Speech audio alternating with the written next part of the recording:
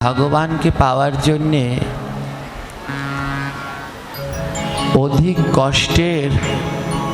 অধিক কষ্টের কিছু প্রয়োজন নেই। ভগবানকে এই কলিযুগে কি বললেন? নিত্যান্তি নিত্য কীর্তন, ভগবানের দিব্য গুণগানের মধ্যে দিয়েই ভগবানকে লাভ করা সম্ভব। কঠোর ধ্যান তপস্যা দিয়ে এই কলিযুগে ভগবানকে লাভ করা সম্ভব নয়। আর গোবিন্দকে পেতে হলে সবার আগে নিজের স্বার্থকে বলি দিতে হবে। যতক্ষণ পর্যন্ত নিজের স্বার্থ থাকবে ততক্ষণ পর্যন্ত গোবিন্দ লাভ করা সম্ভব নয়। মা কালীর কাছে অনেকে পশু বলি দেয়। মা কালীর কাছে কোনো পশু বলি নয়। মায়ের কাছে বলি দিতে হবে নিজের ভিতরের পশুত্বকে। আমাদের নিজের ভিতরেই পশুত্ব ভাব রয়েছে। সেই পশুত্ব, সেই হিংসা, সেই স্বার্থকে মায়ের কাছে বলি দিতে হবে। কোনো নিরীহ জীবকে মায়ের কাছে বলিদান নয়। ভাগবতের এই শ্লোক বললেন, গোবিন্দকে তুমি অনায়াসে নিত্য কীর্তন আনন্দের মধ্যে লাভ করতে পারবে, কিন্তু তার আগে তোমাকে নিজের স্বার্থকে বলি দিতে হবে। যতক্ষণ পর্যন্ত নিজের স্বার্থকে তুমি বলি দিতে না পারছো ততক্ষণ পর্যন্ত তোমার গোবিন্দ পাওয়া হবে না। আর এ জগতে যেই ভক্ত নিজের স্বার্থকে বলি দিতে পেরেছে তারা আজও জগতে অমর হয়ে আছে। নিজের স্বার্থকে যারা বলি দিতে পেরেছেন তারা জগতে আজও অমর।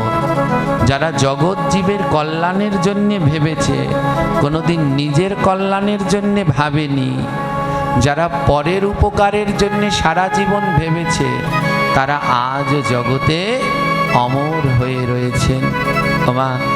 আর কিছুদিন পরেই আসছে রথযাত্রা। জগন্নাথ রথে করে বেড়াতে যায়। কোথায় যায়? আসলেই কি জগন্নাথ মাসি বাড়ি যায়? হ্যাঁ, একটি শ্লোকের মধ্যে বলা আছে, দোলে চদল গোবিন্দ চাপে চ মধুসূদন রথ পার বামনাম দিষ্টা পুনর্জন্ম না বিদ্যতে।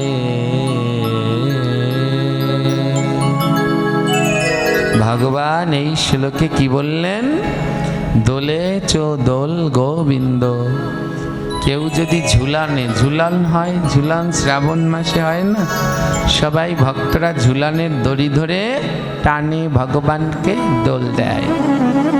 কেউ যদি ঝুলানের দড়ি ধরে ভগবানকে দোল দেয়, মানব জীবনে 3টা দড়ি ধরতে হয়। কয়টা দড়ি? এই 3 দড়ি না ধরলে সার্থক হবে না এ জীবন। প্রথমটা শ্রাবণে ঝুলন যাত্রার দড়ি, দোলে চ দোল গোবিন্দ চাপে চ মধুসূদন। বৈশাখ মাসে ভগবানকে নৌবিহার করানো হয়। নৌকার মধ্যে বসিয়ে খুব সুন্দর শৃঙ্গার করে তারপরে ভ্রমণ করানো হয়। এই দৃশ্য খুব কম জনেই দর্শন করতে পারে। যারা ভাগ্যবান তাদের এই ভগবানের নৌবিহার দর্শন হয়। কিন্তু মোবাইলে অনেকেই দেখে থাকবেন ভগবানকে নৌকায় করে কত সুন্দর পুষ্প দিয়ে সাজিয়ে নৌবিহার করানো হচ্ছে। তাই বলল, দোলে চ দোল গোবিন্দ চাপে চ মধুসূদন রথ পর বামনম দিষ্টা। ভগবানের যত রূপ আছে, নৃসিংহ, পশুরাম, রাম, বলরাম, যত রূপ রয়েছে, মৎস্য, কল্কি, সব রূপ, সব থেকে খাটো বামন। যারা খাটো তাদের কি বলে? বামন বলে না? তো জগন্নাথ হলো বামন। তাই বলল, রথ পরে বামনম দিষ্টা পুনর্জন্ম ন বিদ্যতে।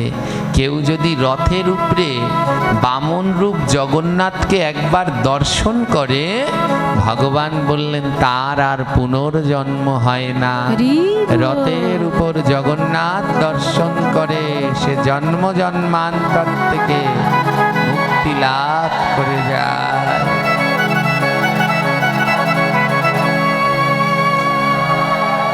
তাই রথপর বামনম দিষ্টা, রথের উপরে বামন রূপ জগন্নাথকে দর্শন করলে তার আর পুনর্জন্ম হয় না।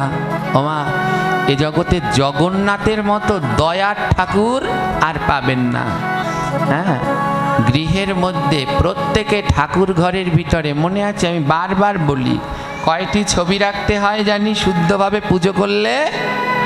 8টা। আর তার মধ্যে অবশ্যই যেন জগন্নাথ বলরাম সুভদ্রার চিত্রপট থাকে। জগতে যার ভোগ লাগাবেন অনেক মন্ত্র নিয়ম কানুন জানা লাগে, আর জগন্নাথের ভোগ লাগাতে কোনো মন্ত্র নিয়ম কানুন কিছু লাগে না। একটা তুলসী পাতা দিয়ে দাও আর জগন্নাথের সামনে গিয়ে ধরো, নাও প্রভু গ্রহণ করো, সাথে সাথে জগন্নাথ নিয়ে নেয়। কারণ জগন্নাথের মতো দয়ার ঠাকুর আর জগতে দ্বিতীয়টি। কেমন দয়া তার, তার দয়ার কথা শুনবেন। এ জগতে কৃষ্ণ দাঁড়িয়ে আছে কেমন, হাতে এমনি করে বাঁশি নিয়ে। রাম দাঁড়িয়ে আছে কেমন, এমনি করে ধনুক নিয়ে। পরশুরাম দাঁড়িয়ে আছে কুঠার নিয়ে। বলরাম দাঁড়িয়ে আছে নাঙল নিয়ে। নৃসিংহদেব দাঁড়িয়ে আছে গদা চক্র শঙ্খ কত কি নিয়ে।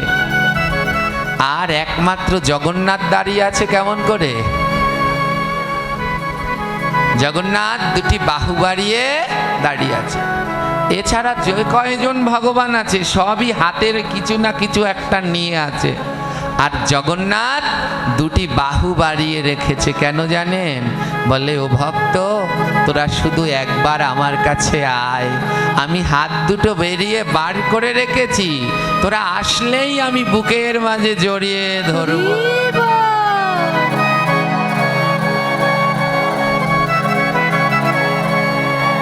আমি হাত দুটো বের করে রেখেছি, শুধু একবার আমার মন্দিরে আয়, আসলেই আমি তোদেরকে বুকের মাঝে জড়িয়ে ধরব।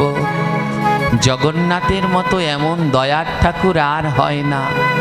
ওই যে বলল রথপর বামনম দিষ্টা পুনর্জন্ম নবিদ্যতে, যার রথের উপরে একবার জগন্নাথ দর্শন হয় তার আর পুনর্জন্ম হয় না। বাবা, আপনাদের এখানে রথ হয় হয়তো? যখন রাস্তা দিয়ে রথ যায়, শুধু কি সনাতন ধর্মের মানুষই দেখে? জোরে বলুন। অন্য ধর্মের মানুষ আরো আগ্রহ করে দেখে। কেউ ছাদের উপরে ওঠে, কেউ দোকানের চালের উপরে ওঠে, উকি দিয়ে দেখে যে রথের মধ্যে কি আছে। কিন্তু ওনরা নিজেরাও জানে না যে ওনরা কত বড় পুণ্য করছে। ওমা, এই সনাতন ধর্মে যারা জন্মগ্রহণ করেছে শুধু তারাই কি ভগবানের সন্তান? অন্য ধর্মে যারা জন্মেছে পশু পাখি, তারা গোবিন্দের সন্তান নয়? এ জগতে সবাই আমার গোবিন্দের সন্তান, কেউ তার থেকে বাদ নেই। হ্যাঁ, তাই জগন্নাথ আমার কেমন দয়ালু। বলে, যারা ভক্ত তারা তো এমনিতেই মন্দিরে এসে আমায় প্রতিদিন দর্শন করে উদ্ধার হয়, আর যারা মন্দিরে আসে না তাতে কি, তারাও তো আমার সন্তান, তাদের দর্শন দিতে আমি নিজে যাব। তাই জগন্নাথ রথের উপরে উঠে নিজে বের হয় ভক্তদের দর্শন দিতে। আর যে না একবার রথের উপরে জগন্নাথকে দর্শন করে নেয় তার আর পুনর্জন্ম হয় না। যার একবার জগন্নাথের চোখের সাথে চোখটা লেগে যায় তার ওই ভুবন মোহন চোখ, জগন্নাথের চোখ সব পৃথিবীর মতো গোল। একবার যে ওই জগন্নাথের নয়নের দিকে তাকাতে পেরেছে বলে তার কৃপা হয়ে গেছে, সে জন্ম জন্মান্তরের পাপ থেকে মুক্তি লাভ করে গৌর চরণে জগন্নাথ চরণের দাস হতে পারবে।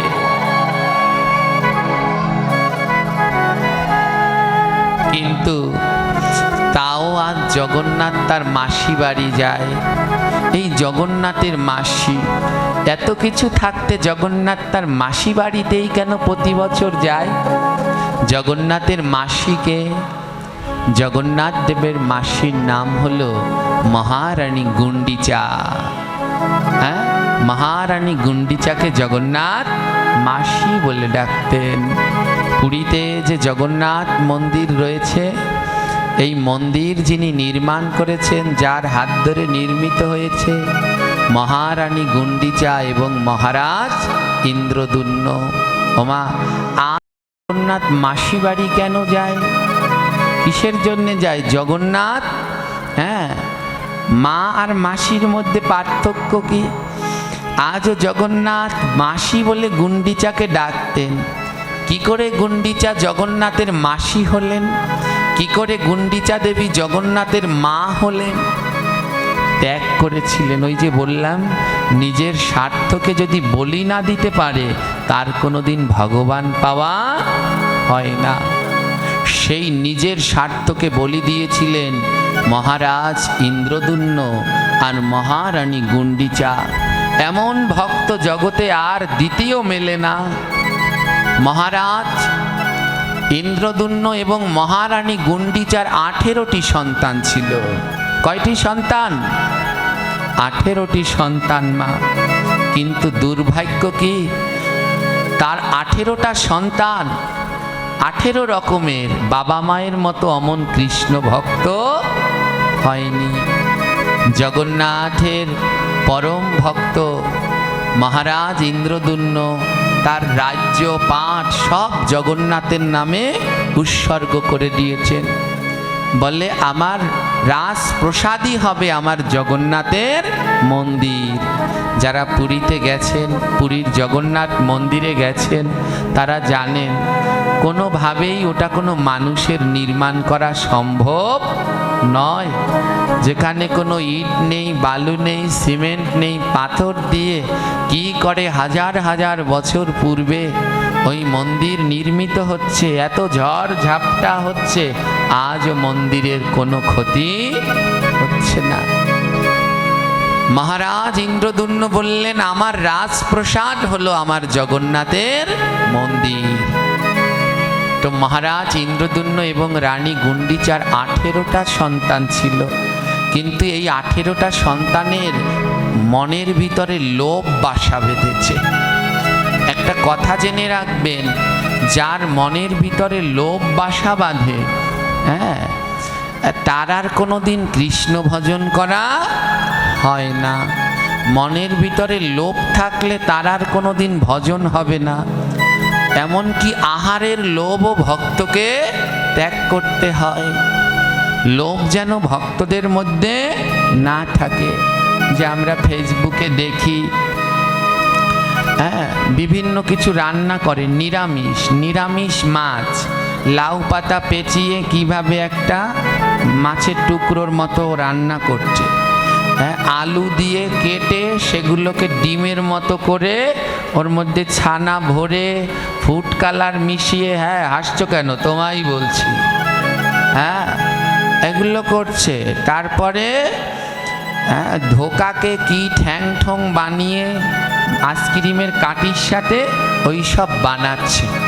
সাত্বিক আহার করছো আর মনের ভিতরে এখনো ওই সবের ত্যাগ যায়নি।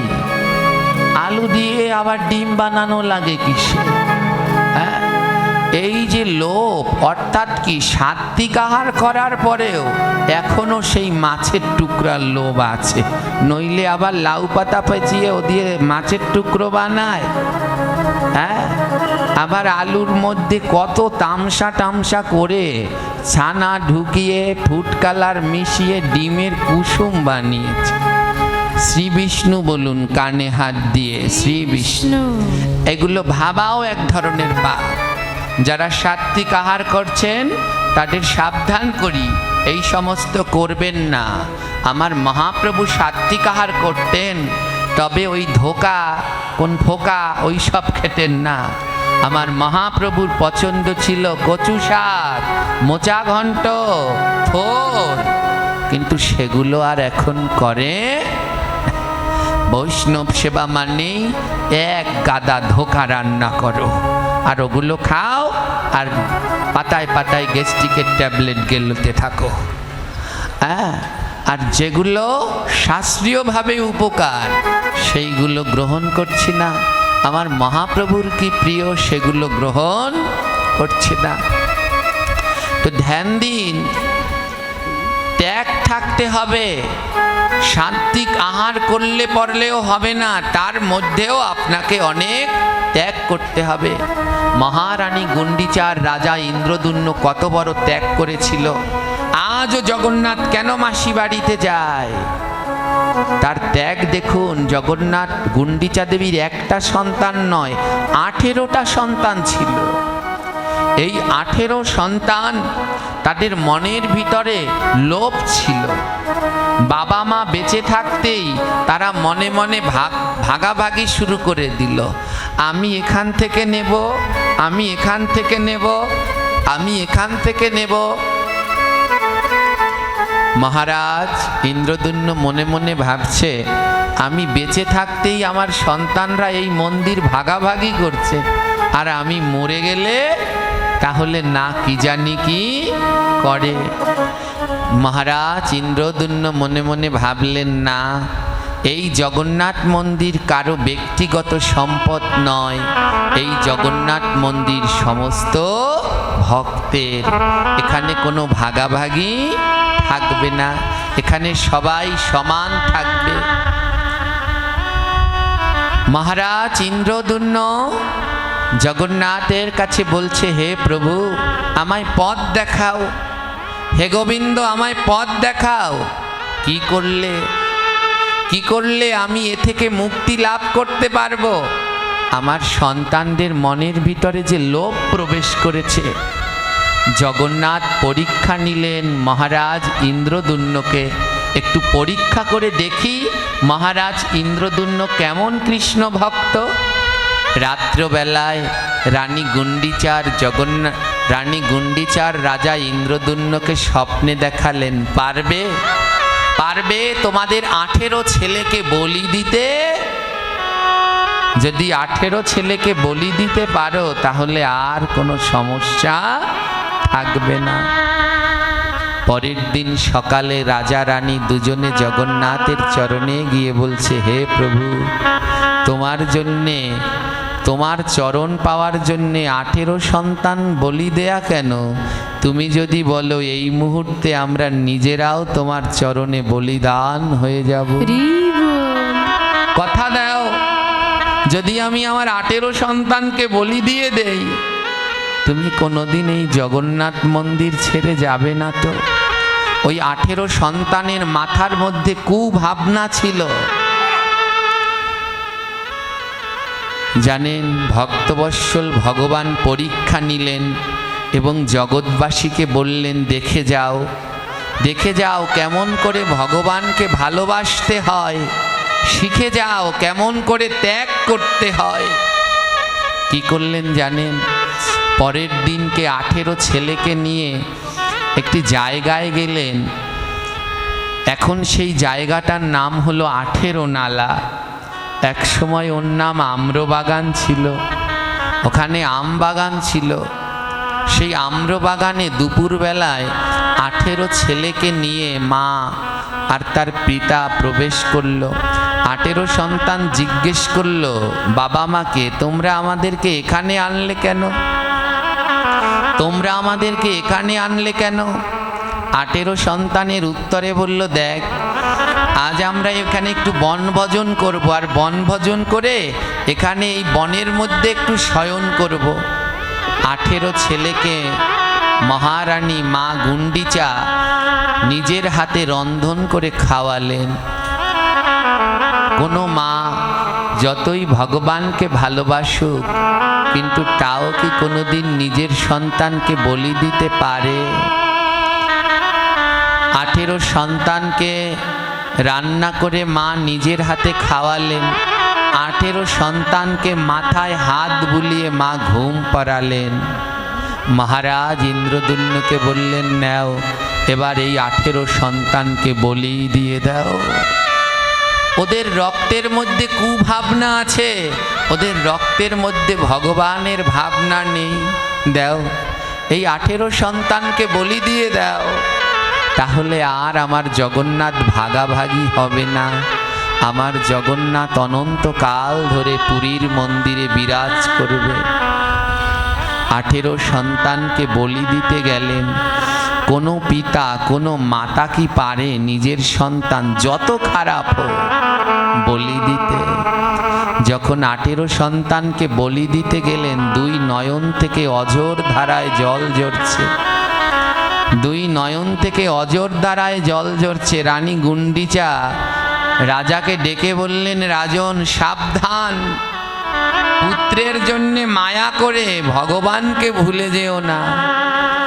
জগতে যদি নয়নের জল ঝরাতে হয়, তাহলে কৃষ্ণ নামে নয়নের জল ঝরা। হে কৃষ্ণ ভক্তগণ, আমাদের নয়নের জল ঝরে। কারো কেউ ছেলের জন্যে নয়নের জল ঝরে, কারো মেয়ের জন্যে নয়নের জল ঝরে, স্বামী স্ত্রী পুত্র পরিজন টাকা পয়সা বিষয় বৈভবের জন্য নয়নে জল ঝরে। কিন্তু একবারও এই পোড়া নয়ন কৃষ্ণ কৃষ্ণ বলে কাঁদে না, একবারও এই নয়ন গৌর বলে কাঁদে না, একবারও এই নয়ন নিতাই বলে কাঁদে না। সিদ্ধ জগন্নাথ বাবার সেবা করতেন তার সেবক। একদিন সিদ্ধ জগন্নাথ বাবা তার সেবককে জিজ্ঞেস করলেন, আমার কাছে একটা বর চা, আমার কাছে যে বর চাবি আমি তোকে সেই বর দেব। তার সেবক বললেন, গুরুদেব আমি যা চাইবো তা দেবেন তো? বললেন, হ্যাঁ একবার বল। তার সেবক বললেন, গুরুদেব আমাকে এই বর দিন, আমি যখন মুখে নিতাই বলবো সঙ্গে সঙ্গে আমার 2 নয়নে যেন জল, আমি নিতাই বললে গৌর বললে যেন আমার নয়নে জল ঝরে। জেনে নাও, চোখের উপরে যদি ছানি পড়ে, আমার সামনে কিছু থাকলে দেখা যায়? জোরে বলুন, যায়? আমাদের চোখে না ছানি পড়েছে, গোবিন্দ দূরে নেই, গোবিন্দ সামনে, দেখতে পাচ্ছি না। ছানিটার নাম কি? ছেলের মায়া, মেয়ের মায়া, অর্থের মায়া। এই মায়া নামক ছানি পড়েছে চোখে, তাই সামনে গোবিন্দ দাঁড়ানো, কিন্তু তাও গোবিন্দকে দেখতে পাচ্ছি না। বলে এই ছানি কিভাবে কাটবে? যেমন চোখের অপারেশন করিয়ে চোখের ছানি কাটতে হয়, বলে আমাদের কৃষ্ণ পাওয়ার জন্যে চোখে যে মায়া নামক ছানি পড়েছে, এই ছানি কি করে কাটবে? বলে এই ছানি কাটাতে হলে তোমার নয়নে জল ঝরাতে হবে। তোমার নয়নে যদি জল ঝরে, তোমার এই চোখের মায়া নামক ছানি কাটবে। বলে ঔষধ লাগবে না? বলে হ্যাঁ, ঔষধ হলো হরে কৃষ্ণ মহামন্ত্র। বদনে নাম করো আর 2 নয়নের জলে ভাসো, তুমি সংসার নামক মায়া ছানি থেকে মুক্তি লাভ করবে। যেদিন কৃষ্ণ কৃষ্ণ বলে নয়নের জলে ভেসে কাঁদতে পারবে, সংসার মায়া দূর হবে, সেদিন দেখবে তোমার সম্মুখে রাধা কৃষ্ণ যুগল রূপে দাঁড়িয়ে আছে। রানী গুন্ডিচা রাজা তলোয়ার নিয়েছে, 18 পুত্রকে বলি দেবে। রানী গুন্ডিচা বলছে, সাবধান রাজন, সন্তানের জন্য যেন 1 ফোঁটা নয়নের জল ঝরে না। তুমি সন্তানকে বলি দিচ্ছ, তার জন্য যেন 1 ফোঁটা নয়নের জল ঝরে না। রাজন, তোমার নয়নের জল যেন কৃষ্ণ নামে ঝরে। মহারানী গুন্ডিচা আর মহারাজ ইন্দ্রদুম্ন সেই সন্তানদের কর্ণের পাশে গিয়ে কৃষ্ণ নাম করছে। মা তো সহ্য করতে পারছে না যন্ত্রণা, তরবারি দিয়ে সন্তানের গলা কাটছে, মুখে শক্ত করে বাঁধন দিয়েছে, আর মনকে বলছে, মন কৃষ্ণ নাম কর, কৃষ্ণ নামে যেন নয়নে জল ঝরে, সন্তানের মায়ায় যেন না। হরে কৃষ্ণ হরে কৃষ্ণ কৃষ্ণ কৃষ্ণ হরে হরে, হরে রাম হরে রাম, রাম রাম হরে হরে। হরে কৃষ্ণ হরে কৃষ্ণ, সবাই মিলে বদন করে কৃষ্ণ হরে হরে, হরে রাম হরে রাম, রাম রাম হরে হরে। হরে কৃষ্ণ হরে কৃষ্ণ কৃষ্ণ কৃষ্ণ হরে হরে, হরে রাম হরে রাম, রাম রাম হরে হরে। হরে কৃষ্ণ হরে কৃষ্ণ, কৃষ্ণ কৃষ্ণ হরে হরে, রাধে রাধে রাম হরে রাম, রাম রাম হরে হরে। হরে কৃষ্ণ হরে কৃষ্ণ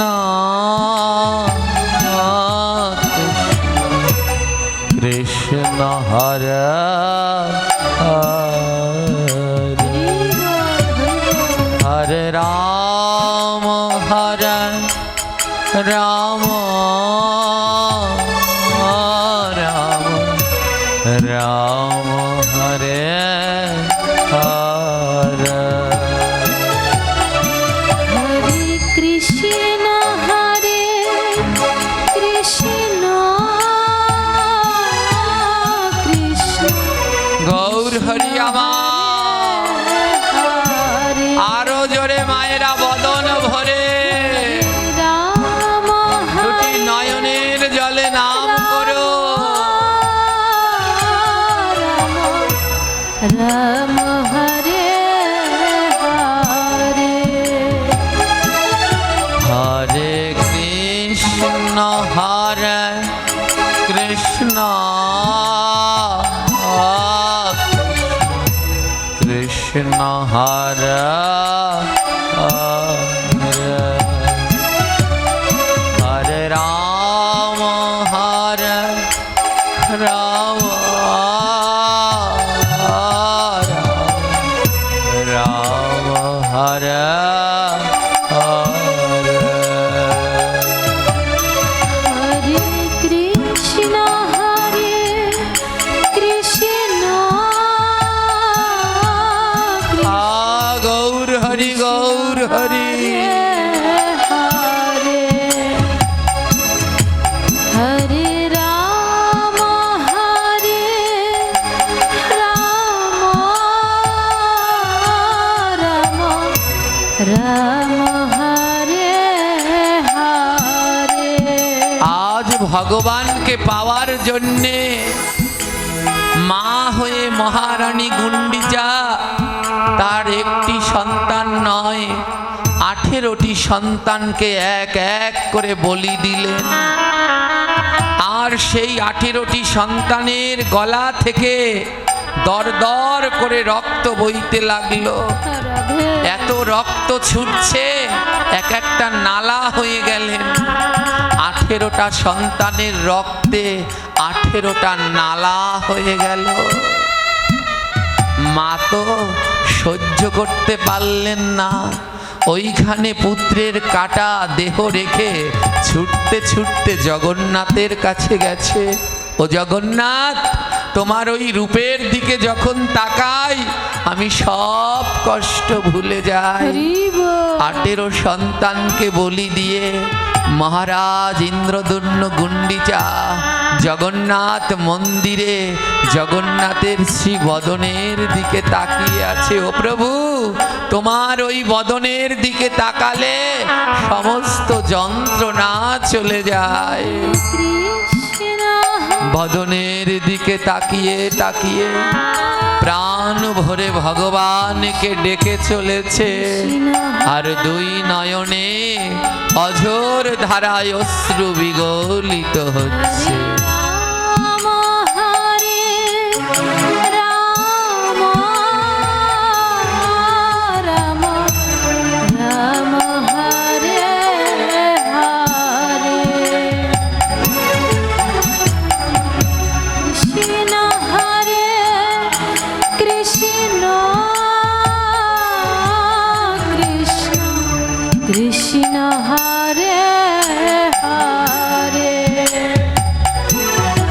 হরি বল হরি বল।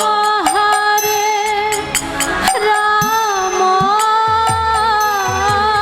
রাম রাম হরে হরে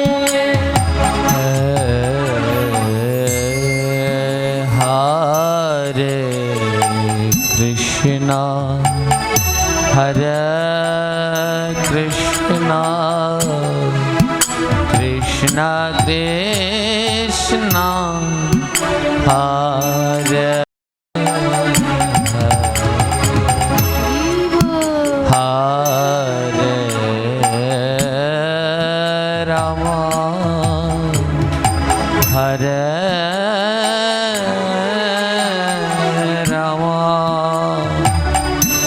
রাম রাম হরে হরে। হরে কৃষ্ণ হরে কৃষ্ণ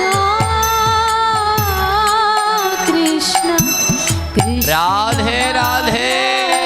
হরে হরে রাম হরে রাম রাম হরে হরে বলে এমন এমন ভক্ত জগতে বড় দুর্লভ গো, যে ভগবানকে পাওয়ার জন্য তার 18টি সন্তানকেই বলি দিলেন। আর 18টি সন্তান বলি দেওয়ার পরে তাদের সেই গলকর্তন করার পর থেকে রক্তের নালা ছুটতে লাগলেন। 18টা সন্তান থেকে 18টা নালায় রক্ত ঝরতে লাগলেন। আর সেই 18টা নালায় রক্ত ঝরে জায়গাটির নাম হয়ে গেল 18 নালা। আজও পুরীতে ঢোকার পথে যে জায়গাটি প্রথম পড়বে সেই জায়গাটির নামই হলো 18 নালা। সেই 18 নালা 18টি সন্তানের রক্তে হলো। ছুটতে ছুটতে জগন্নাথের কাছে গিয়ে স্বামী স্ত্রী দুজন মিলে কাঁদছে, জগন্নাথ তুমি কিন্তু আর আমাদের ছেড়ে যেও না, আমি 18 সন্তানকেই বলি দিয়ে দিয়েছি। ভক্তবৎসল জগন্নাথ শ্রী বিগ্রহ থেকে বললেন, বর চাও, আজ যা চাইবে তাই পাবে। রাজা রানীকে বলছে, গুন্ডিচা একটি কৃষ্ণ ভক্ত সন্তান চাও। আমাদের 18টি সন্তান হয়েছিল কিন্তু কৃষ্ণ ভক্ত হয়নি, তুমি জগন্নাথের কাছে একটা কৃষ্ণ ভক্ত সন্তান চাও। কি করলেন জানেন? রানী গুন্ডিচা জগন্নাথকে বললেন, জগন্নাথ যদি বর দিতে হয়, এ জন্মে তো আমার সন্তান নেই, আবার যদি আমি জন্মাই প্রত্যেক জন্মে আমায় বন্ধা করে পাঠিও, কোনো জন্মেই যেন আমার সন্তান না হয়, কোনো জন্মে যেন আমার সন্তান না হয় জগন্নাথ। বলে একই চাইলে, একই চাইলে তুমি? বলে হ্যাঁ প্রভু, যদি আমার সন্তান হয়, ওই সন্তানকে ভালোবাসতে গিয়ে, ওর জন্যে কর্ম করতে গিয়ে, ওর খাওয়ার জোগাড় করতে গিয়ে, ওর ভালো থাকার জোগাড় করতে গিয়ে আমার আর তোমার ভজন করা হবে না। রাধে রাধে। তাই প্রভু, প্রত্যেক জন্মে তুমি আমার সন্তান হয়ো, আমার অন্য সন্তান লাগবে না। ও জগন্নাথ, আমি যেন প্রতি জন্মে তোমায় সন্তান বলে ভজন করতে পারি। আজ ভক্ত কাঁদছে, ভগবান কাঁদছে, এমন জগতে আর হয় না। কিন্তু মা তো 18টি সন্তানকে বলি দিয়েছেন। মায়ের মমতা কোনো দিন দূর হয়? মা মাই হয়। ভগবান প্রাপ্তির জন্য আজ নিজ সন্তান বলি দিয়েছে, কিন্তু তাও সন্তানের অমঙ্গল চায় না। জগন্নাথকে বলল, জগন্নাথ, আমার 18টা সন্তানকে তো বলি দিয়েছি, ওদের মাথায় তো ধর্মবুদ্ধি ছিল না, ওদের রক্তে তো কৃষ্ণ ভক্তি ছিল না। ও জগন্নাথ, বলে দাও না, আমার 18 ছেলে কেমন করে উদ্ধার হবে? এই হলো মা, সব সময় সন্তানের উদ্ধারের কথা ভাবে, সন্তান যাতে ভালো থাকে সেটাই ভাবে। আজ মা সন্তানকে বলি দিলেন, আমাদের দৃষ্টিতে সেটা কঠিন হতে পারে, কিন্তু ভক্তের দৃষ্টিতে তা অন্য। বলি দিয়ে মা বললেন, প্রভু, এরা কিভাবে উদ্ধার হবে? এদের উদ্ধারের পথ বলে দাও। জগন্নাথ বললেন, এ জগতে মহাপাপ করলে উদ্ধারের পথ 3টি: ভক্তপদ ধূলি আর ভক্তপদ জল, ভক্ত ভুক্ত উচ্ছিষ্ট 3 বৈষ্ণবের বল। কেউ যদি উদ্ধার হতে চাও, তাহলে ভক্তের চরণ ধুলি মাথায় দাও। কেউ যদি উদ্ধার হতে যাও, ভক্তের চরণ ধৌত করে সেই চরণামৃত পান করো। কেউ যদি উদ্ধার হতে যাও, যেখানে কৃষ্ণ ভক্তরা প্রসাদ পায়, সেখান থেকে উচ্ছিষ্ট নিয়ে সেবা করো। মহারানী গুন্ডিচা মনে মনে ভাবলেন, ও ভক্তের চরণ ধুলিতে আমার সন্তানরা উদ্ধার হবে? ওরে আমার 18 সন্তান, তোদেরকে অনেকবার বুঝিয়েছি কৃষ্ণ ভজন কর, কৃষ্ণ ভজন কর, কিন্তু তোরা করলি না। কিন্তু আমি তো মা, আমি তো তোদের যন্ত্রণা দেখতে পারবো না। মহারানী গুন্ডিচা রাজাকে বললেন, রাজা, আমার 18 সন্তানকে বলি দেওয়ার পরে ওখানে 18টা নালা হয়ে গেছে। ওই 18 নালার উপরে তুমি একটু সেতু তৈরি করে দাও, তুমি একটি সেতু তৈরি করে দাও। রাজা বললেন, কেন? ওই 18 নালার উপরে সেতু কেন তৈরি করব? মহারানী গুন্ডিচা বললেন, এই শ্রীধাম পুরীতে আমার জগন্নাথকে দর্শন করতে প্রতিদিন হাজার হাজার ভক্ত আসে। তাই ওগো রাজা, আমার পুত্রদের আমি যেইখানে বলি দিয়ে সমাধি দিয়েছি, ওই 18 পুত্রের নালার ভিতরে তুমি একটা সেতু তৈরি করে দাও। রাজা বললেন, এতে কি লাভ হবে? বলে, ওই সেতুর উপর দিয়ে যখন আমার কৃষ্ণ ভক্তরা জগন্নাথ দর্শন করতে আসবে, আর তাদের চরণ ধুলা উড়ে গিয়ে ওদের গায়ে লাগবে, তাদের চরণ ধুলা উড়ে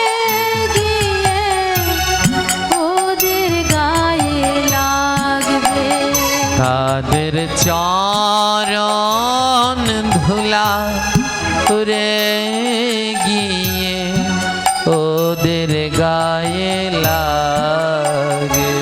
তাদের চরণ ধুলা রাধে ওদের গায়ে লাগবে। আমার সন্তানরা যে উদ্ধার হবে। আমার সন্তানরা যে উদ্ধার হবে।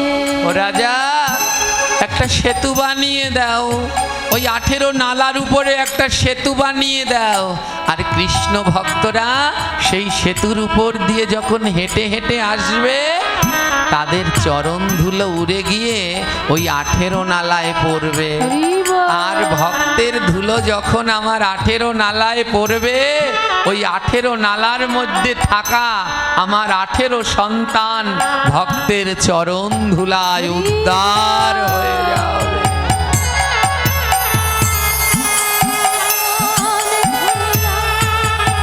উড়ে গিয়ে ওদের গায়ে লাগবে। ও মা, সন্তান হারানোর যে কি যন্ত্রণা, যে হারায় সে বোঝে, অন্য বোঝে না। আমাদের সাথের মধ্যেই যে কোনো একজন আছে, সবাই তার নামে আমার কাছে নালিশ করছে, উনি এই রকম করে কথা বলে, উনি এমনি করে রেগে যায়। কিন্তু সবাই তার মনের ভিতরের যন্ত্রণাটা জানে না।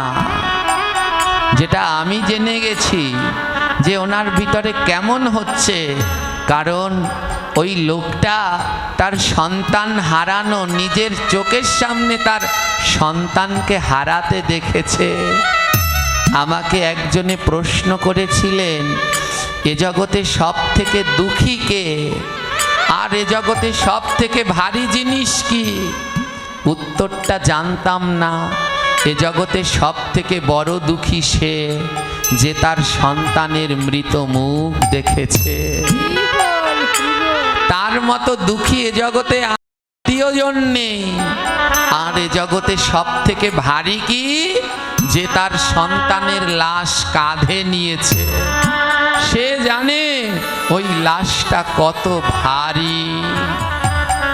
তাই আজ মহারাজ রানী গুন্ডিচাকে বললেন, একটি সেতু তৈরি করে দাও। ওই সেতুর উপর দিয়ে কৃষ্ণ ভক্তরা হেঁটে যাবে, আর তাদের চরণের ধুলা ওই 18 নালায় পড়ে আমার 18 সন্তান উদ্ধার হবে। আজও পুরীর প্রবেশ পথে রয়েছে সেই 18 নালা। আমার যদি কোনো সময় পুরীতে যান, এই গ্রন্থখানা অবশ্যই সংরক্ষণ করবেন। গ্রন্থটির নাম শ্রীক্ষেত্র। এই গ্রন্থের ভিতরে একেবারে সব ছবি দেয়া আছে। এই সেই 18 নালা। আজও পুরী ধামে রয়েছে সেই 18 নালা। এই 18 নালা পার না হয়ে কোনোদিন জগন্নাথ মন্দিরে যাওয়া যায় না। আর যখনই ওই 18 নালা দিয়ে ভক্তরা যায়, তাদের চরণের ধুলা গিয়ে ওই 18 সন্তানের গায়ে পড়ে।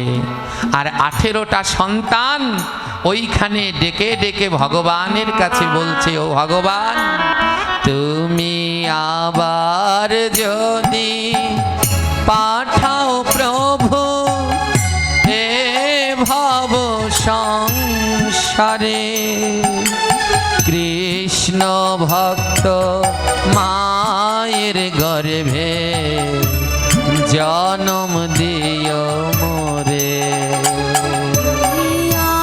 আবার যদি রাধে ঠাকুর এ ভব সংসারে,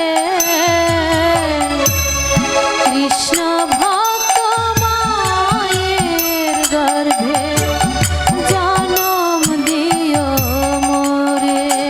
তুমি আবার যদি পাঠাও ঠাকুর এ ভব সংসারে,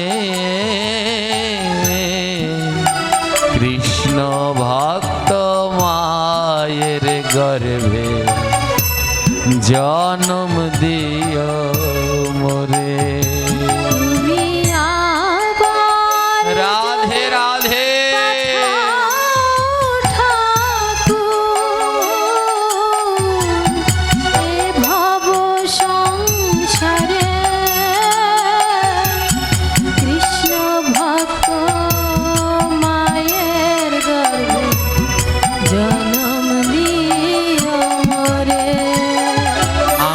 ভক্তের ধুলা মাথায় দেব,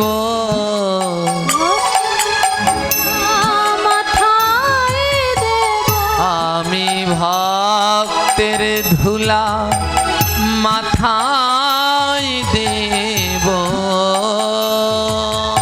ভক্তের ধুলা মাথায় দেব।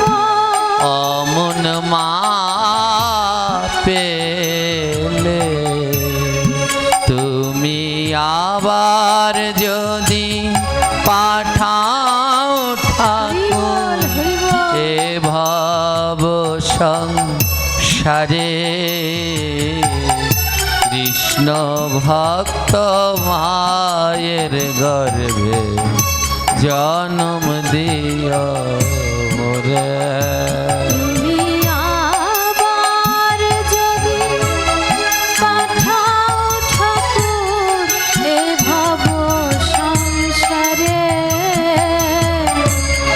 কৃষ্ণ ভক্ত মায়ের গর্ভে জন্ম দিও মোরে। ও প্রভু, আবার যদি এই ধরাধামে আসি আর কিছু চাই না, একজন কৃষ্ণ ভক্ত মা যেন পাই। যদি কৃষ্ণ ভক্ত মা পাই, আমি জন্মগ্রহণ করেই এই দুই কানে কৃষ্ণ নাম শুনতে পাবো। আমি যদি কৃষ্ণ ভক্ত মা পাই, জন্মে যেই মাটিতে আমায় রাখবে সেই মাটিতে কৃষ্ণ ভক্তের চরণ ধুলা মাখা থাকবে।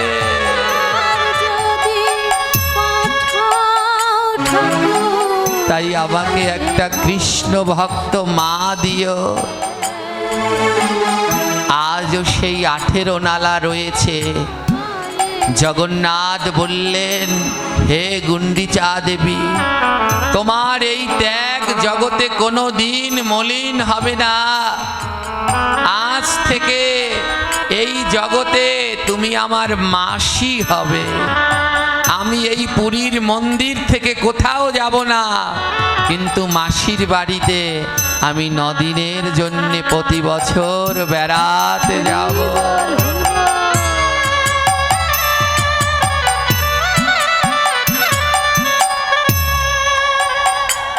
এই মহারানী গুন্ডিচা, যিনি তার সমস্ত কিছু সমর্পণ করেছিলেন জগন্নাথের জন্য। হে কৃষ্ণ ভক্তগণ, তাই আজও 1000 বছর পরেও জগন্নাথ রথে করে তার মাসি বাড়ি যায়। মহারানী গুন্ডিচার ছিল 1000 বিঘা জমি।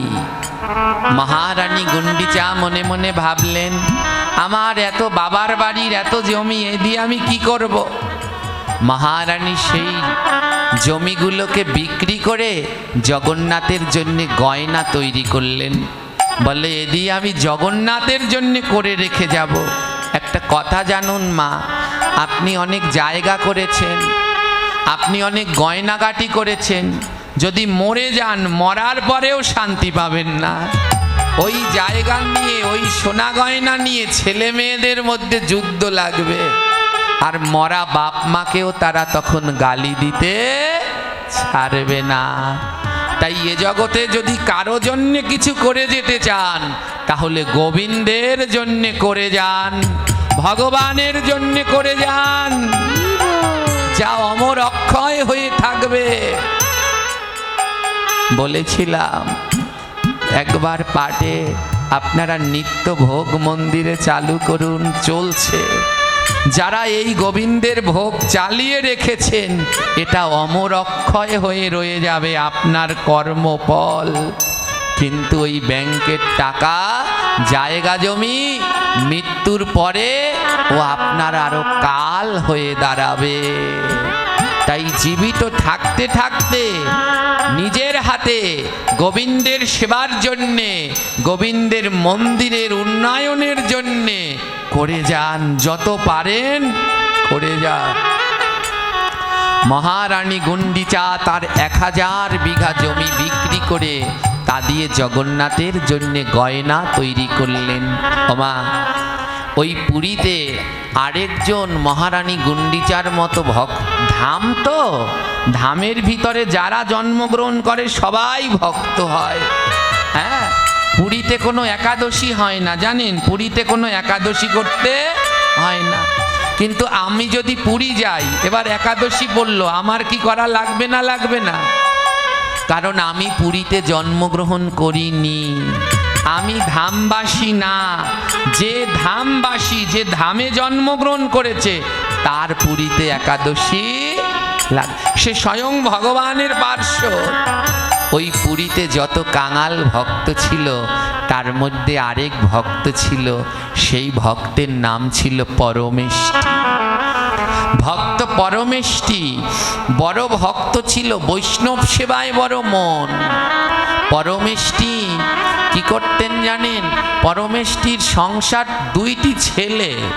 পরমেষ্টির 2টি ছেলে, অনন্ত বল্লভ নামে তার 2 পুত্র এবং তার সহধর্মিণী জগদ্ধাত্রী। এই 4 জনের সংসার। একটা ছোট মিষ্টির দোকান, প্রতিদিন মিষ্টি বানায়, কিন্তু মুখে গোবিন্দের নাম বন্ধ হয় না। আমরা একটা কথা বলি, হাতে করো গৃহকর্ম, মুখে বলো হরি, অনায়াসে হয়ে যাবে বৈতরণী পারি। এটা মুখে বলি কিন্তু পালন আর করি না। কিন্তু পরমেষ্টি ছিল পরম কৃষ্ণ ভক্ত, প্রতিদিন মিষ্টি তৈরি করত, তবে সংসার চালানোর জন্যে নয়, তার মনের ভিতরে বাসনা একদিন জগন্নাথ তার মিষ্টি খাওয়ার জন্যে আসবে। তাই প্রতিদিন পরমেষ্টি মিষ্টি তৈরি করে ওই জগন্নাথের জন্য একটা বাটিতে করে প্রথমে উঠিয়ে রাখতেন, আর বিশ্বাস করতেন যে আজ হোক কাল হোক জগন্নাথ আসবে আর আমার হাতের এই মিষ্টি খাবে। ওমা, আপনাদের একটা কথা বারবার বলি, ভগবানকে পেতে গেলে কয়টা জিনিস লাগে? 3টি জিনিস। প্রথমটা কি লাগে? প্রথমটা বিশ্বাস, যে ভগবান শুধু কাঠের নয়, ভগবানকে দিলে ভগবান খায়। পরমেষ্টির বিশ্বাস ছিল একদিন না একদিন জগন্নাথ তার আসবে। সে প্রতিদিন মিষ্টি বানিয়ে জগন্নাথের নামে আগে উঠিয়ে রেখে দেয়, একদিন ঠিক আসবে। বিশ্বাস ছিল। ভগবানকে পেতে দ্বিতীয় যেটা লাগে তার নাম ভক্তি। ওই বিশ্বাসের সাথে ভক্তি মিশিয়ে রাখতে হবে, ভক্তিতে যেন টান না পড়ে। হ্যাঁ, আমরা ভগবানকে ভোগ দেই, পুজো করি, নাম অর্চনা করি, আর যদি মন্দিরের কিছু একটা চুরি হয়ে যায় তাহলে ভগবানকে দোষ দেব, তুমি কেমন ঠাকুর, তোমার সামনে দিয়ে নিয়ে চলে গেল। অর্থাৎ ভক্তির মধ্যে কমতি আছে। তাই ভক্তি রাখতে হবে, ঈশ্বর যা করেন মঙ্গলের জন্যেই করেন, এই বিশ্বাস তার উপরে রাখতে হবে। আর গোবিন্দকে পাওয়ার জন্য তৃতীয় কি লাগে? ধৈর্য। প্রথমে বিশ্বাস, দ্বিতীয়তে ভক্তি, তৃতীয়তে পরমেষ্টি ধৈর্য ধরে প্রতিদিন মিষ্টি বানিয়ে ওই মিষ্টির প্রথম অংশটা জগন্নাথের জন্য রেখে দেয়। ঠিক আমার জগন্নাথ আসবে, আর এসে একদিন জগন্নাথ আমার মিষ্টি খাবে। কিন্তু জানেন, দীর্ঘ বছর কেটে গেছে, দীর্ঘদিন কেটে গেছে, জগন্নাথ আর আসে না। পরমেষ্টি মনে মনে ভাবছেন যে আমি তো ভাগবতে শুনি ভক্ত সেবা করালে ভগবানের সেবা হয়, তাই দোকানের সামনে একটা সাইনবোর্ড লিখে দিয়েছেন, আমার এই দোকানে যত কৃষ্ণ ভক্ত আসবে সকলের জন্য মিষ্টি ফ্রি। কোনো কারো টাকা দেয়া লাগবে না, সব কৃষ্ণ ভক্তরা এসে আপনারা মিষ্টি খেয়ে যাবেন। ওমা, যারা কৃষ্ণ ভক্ত তারা খুব সরল হয়, সরল মন তো দোকানের সামনে লিখে দিয়েছেন। এবার যারা ভক্ত তারাও মিষ্টি খাচ্ছে, আর যারা ভক্ত না তারাও মিষ্টি খাচ্ছে। সবাই বলছে চল চল একটা তুলসীর মালা গলায় দিয়ে তিলক দিয়ে ওর দোকানে যাই আর পেট ভরে মিষ্টি খেয়ে আসি। সবাই মিলে পরমিষ্টিকে ঠকিয়ে ঠকিয়ে ওর দোকানে সব মিষ্টি খেয়ে ফেলছে। কিন্তু পরমেষ্টি জানে যে এরা ভক্ত না, পরমেষ্টি জানে এরা ভক্ত না। গলায় তুলসীর মালা দিয়ে তিলক দিয়ে তারপরে বৈষ্ণব সেজে আমার দোকানে মিষ্টি খাচ্ছে। তার স্ত্রী বলছে, স্বামী তোমার কি কোনোদিন বুদ্ধি হবে না? তোমার দোকানে যারা মিষ্টি খাচ্ছে ওরা ভক্ত না, ওরাও এমনি সেজেছে, তিলক পরে মালা পরে সেজে তোমার দোকানে মিষ্টি খাচ্ছে। পরমেষ্টি বলে তাও ভালো, ওরা গলায় মালা তো পরেছে, ললাটে তিলক তো দিয়েছে, ওদের কৃপা একদিন না একদিন প্রভু করবেই করবে।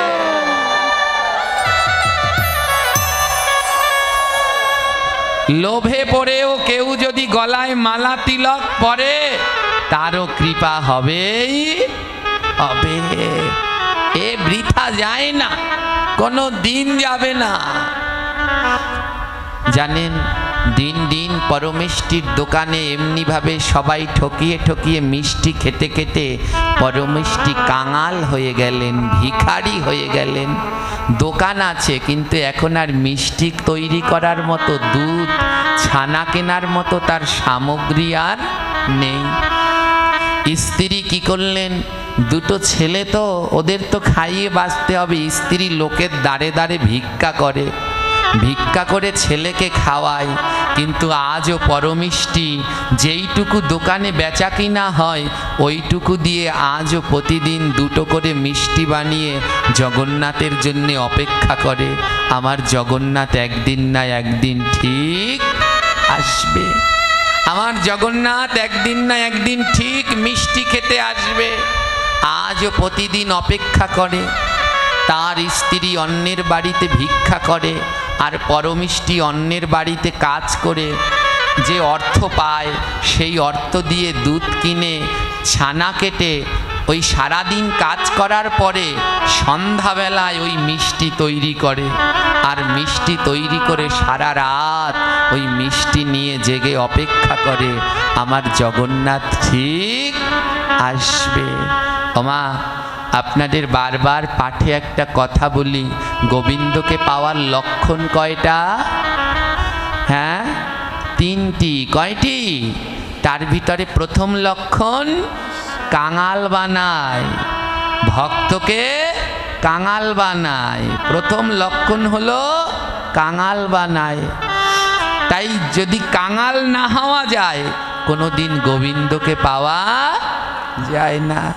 যারা কৃষ্ণকে ভালোবাসে তারা কাঙাল, তাদের অট্টলিকা হয় না, তাদের অত ধন সম্পদ হয় না, তাদের অমন কাঙাল হয়েই থাকতে হয়। আর যে কাঙাল হয়েছ তার বড় ভাগ্য ভালো, কারণ তার আর কাঙাল হওয়া লাগবে না। আর যার কোটি কোটি টাকা আছে তাকে কৃষ্ণ পেতে হলে কাঙাল হতে হবে। কোটি কোটি টাকা ছিল লালাবাবু আর জগৎ শেঠের, তাই লালাবাবু আর জগৎ শেঠকে কাঙাল হতে হয়েছিল। লালাবাবু সমস্ত ধন সম্পদ ত্যাগ করে দুই বাহু তুলে কাঙাল হয়ে গৌর গৌর বলে রওনা দিয়েছে।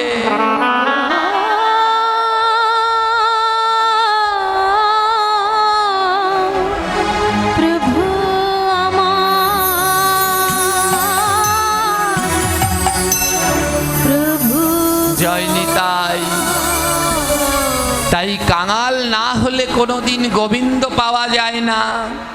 যে কাঙাল হয়ে জন্মেছ সে তো ভাগ্য ভালো। আর যার অনেক ধন আছে তাকে সেই ধন ত্যাগ করে কাঙাল হতে হবে। পরমেষ্টি কাঙাল হয়ে গেছে, ভিখারি হয়ে গেছে, কিন্তু আজও জগন্নাথের জন্য সে মিষ্টি তৈরি করে।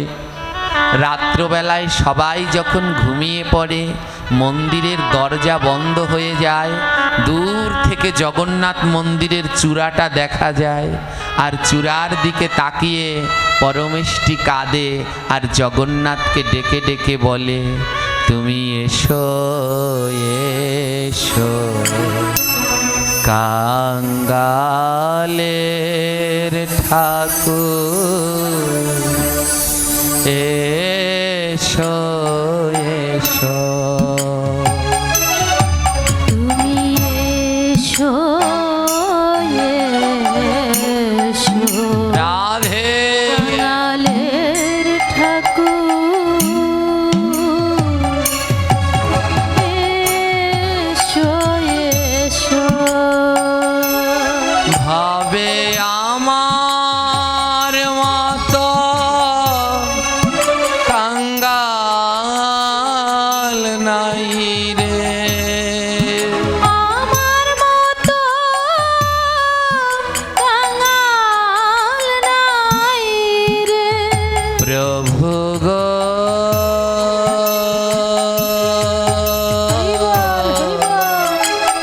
প্রভু আমার, প্রভু আমার, তুমি কাঙাল নাকি ভালোবাসো, কাঙাল নাকি ভালোবাসো, তুমি কাঙাল নাকি ভালোবাসো, কাঙাল নাকি ভালোবাসো। তবে কৃপা করে একবার এসো। তবে কৃপা করে একবার আসো।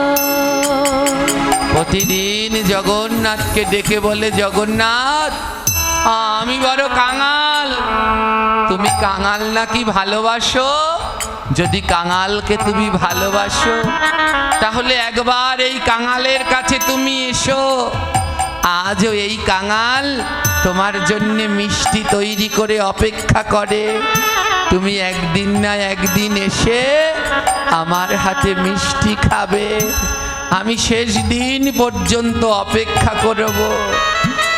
আর পরমেষ্টি দিনের বেলায় যখন অন্যের বাড়িতে কাজ করতে যায়, যখন কোনো কৃষ্ণ ভক্তকে দেখতে পায়, সেই কৃষ্ণ ভক্তকে বুকের মাঝে জড়িয়ে ধরে আর তাদেরকে জড়িয়ে ধরে বলে, ওগো ভক্ত, ভাগবতে শুনেছি যতক্ষণ ভক্তের কৃপা না হয় ততক্ষণ ভগবান পাওয়া যায় না। আজ এতদিন ধরে আমি ভগবানের জন্য অপেক্ষা করছি, আমার মন বলছে আমার ভক্তের কৃপা হয়নি, তাই বোধি আমি আজও ভগবান পাইনি। তাই ভক্তকে পেলে পরেই বুকের মাঝে জড়িয়ে ধরে কি বলে জানেন? বলে, আয় রে ভক্ত সঙ্গ করি, আয় রে ভক্ত সঙ্গ করি, আমার নয়ন আছে নাই রে বাড়ি, আমার নয়ন আছে গোবিন্দ আমার, বাড়ি, আমার নয়ন আছে ঝরে না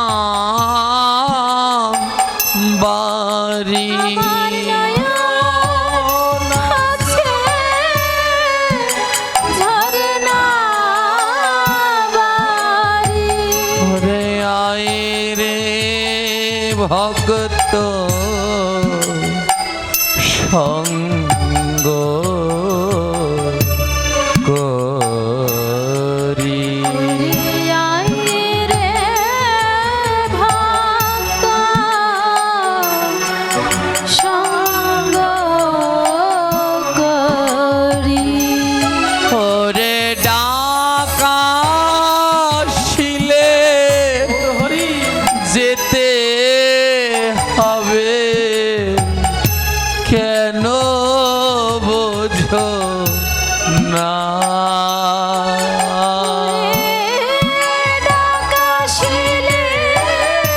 ও ভক্ত, আমার ভগবান ডাক দিলে সব ফেলে যেতে হবে।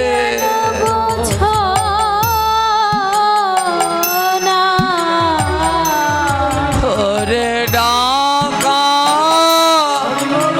শিলে যেতে হবে, কেন বোঝো না?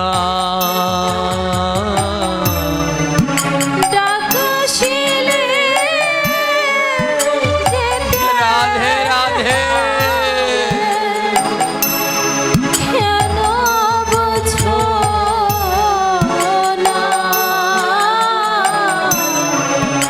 ভক্তের ধুলা যত্ন করে অঙ্গে মাখলা না, ভক্তের ধুলা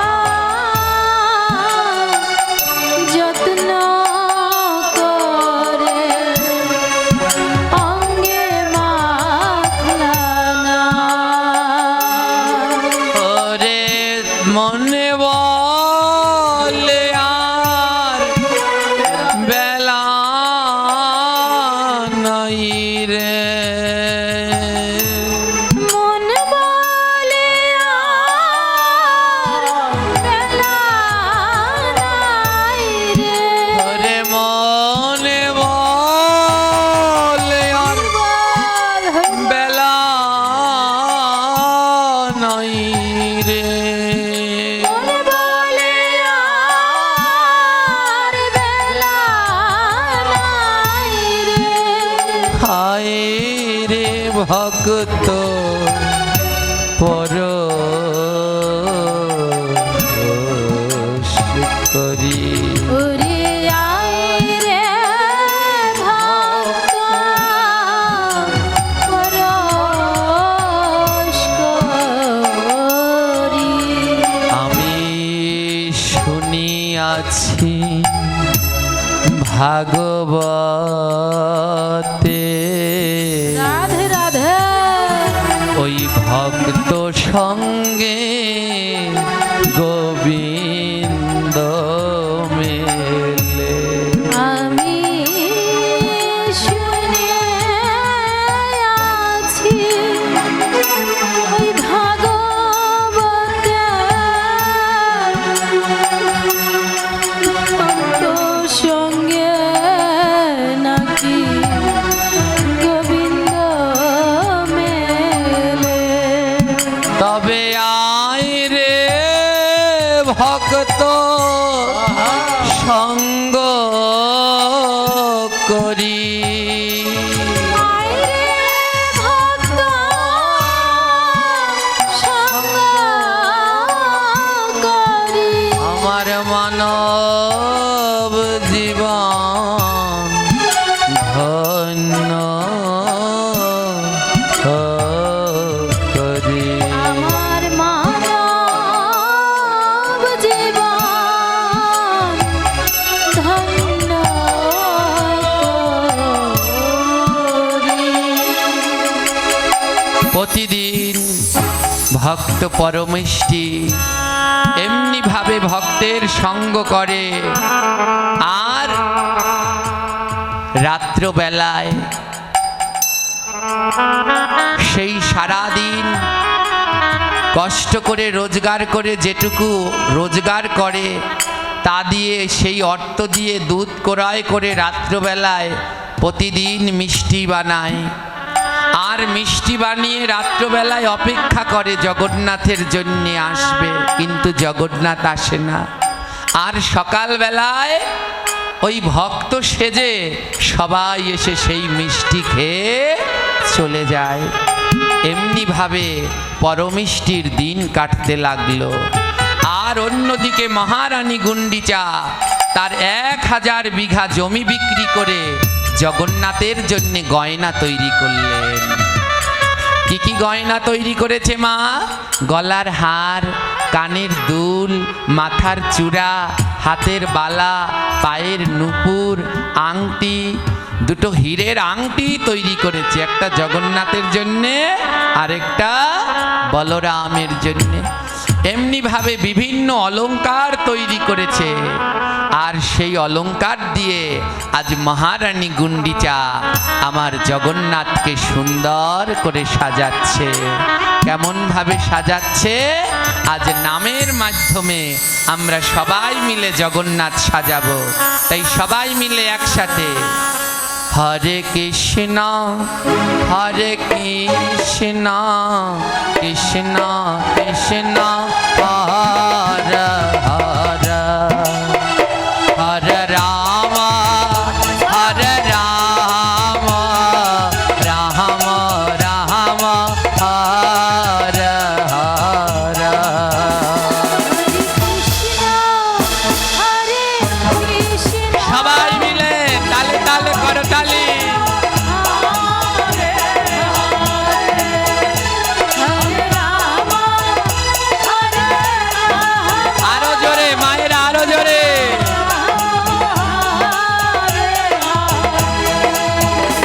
আজকে এত উচ্চ স্বরে নাম করবেন যেন এই আঙিনা থর থর করে কাঁপে। সবাই মিলে ভুবন মঙ্গল হরিনাম উচ্চ স্বরে। হরে কৃষ্ণ হরে কৃষ্ণ কৃষ্ণ কৃষ্ণ হরে হরে, হরে রাম হরে রাম রাম রাম হরে হরে, হরে কৃষ্ণ। কৃষ্ণ কৃষ্ণ হরে হরে, হরে রাম হরে রাম রাম রাম হরে হরে।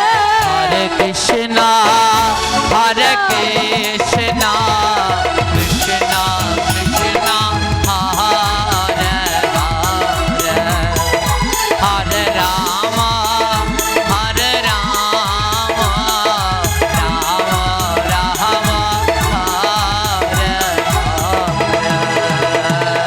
কৃষ্ণ হরে কৃষ্ণ বাবা কৃষ্ণ হরে হরে, রাধে হরে রাম হরে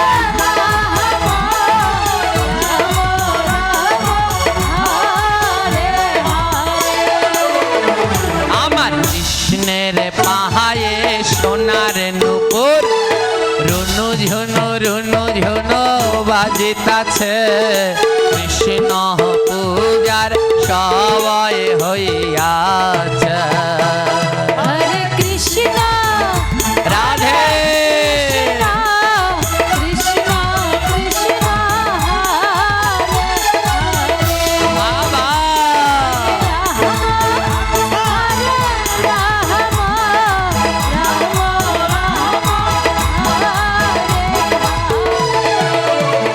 আমার কৃষ্ণের গায়ের নবধারা বাতাসে উড়িয়া যাইতাছে। কৃষ্ণ পূজার সময় হইয়াছে। হরে কৃষ্ণ হরে গৌর হরি গৌর হরি হরে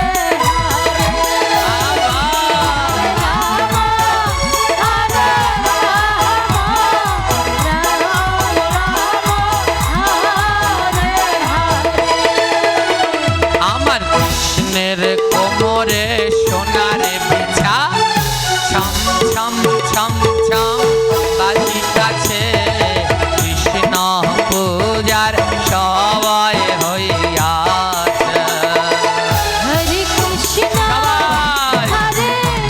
কৃষ্ণ কৃষ্ণ রাধে। হরে হরে রাম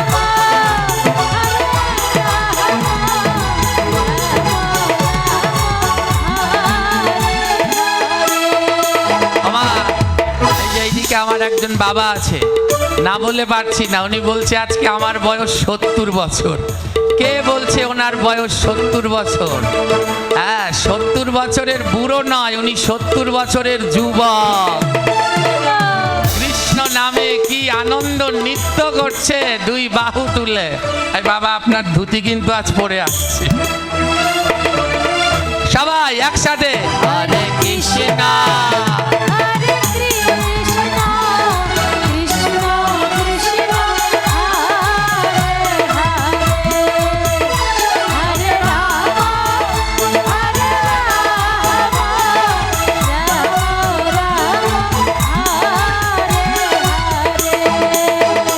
আমার কৃষ্ণের গহলের বনমালা হেলিয়া দুলিয়া দুলতাছে, কৃষ্ণ পূজার সবাই হইয়াছে। হরে কৃষ্ণ রাধে রাধে, কৃষ্ণ কৃষ্ণ হরি বল হরি বল। হরে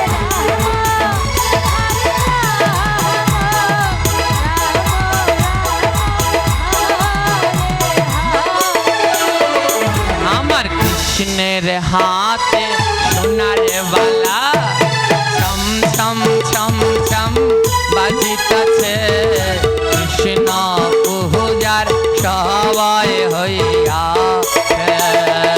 হরে কৃষ্ণ রাধে রাধে, রাধে রাধে,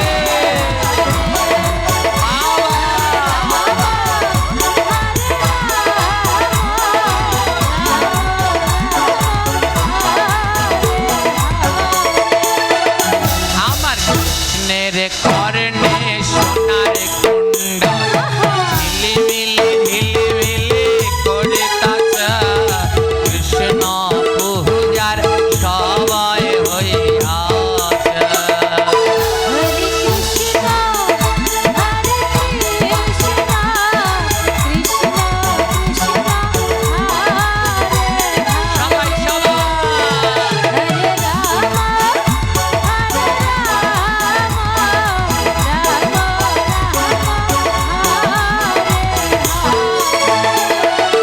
আমার কৃষ্ণের মাথায় সোনার মুকুট, ঝিকিমিকি ঝিকিমিকি করিতাছে, কৃষ্ণ পূজার সবাই হইয়াছে।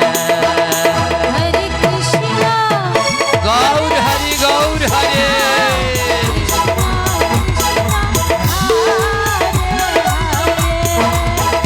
হরে রাম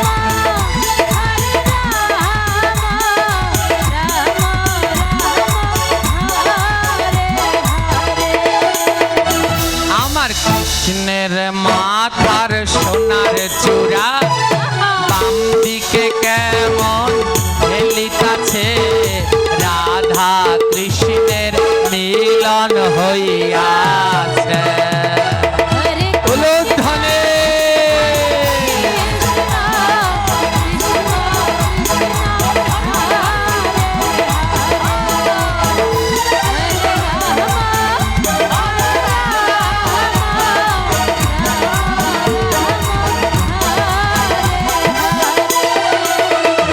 ওমা, রানী গুন্ডিচা জগন্নাথের মাথায় নুপুর মাথায় চূড়া পরিয়েছে, গলায় হার পরিয়েছে, হাতে বালা পরিয়েছে, কোমরে বিছা পরিয়েছে।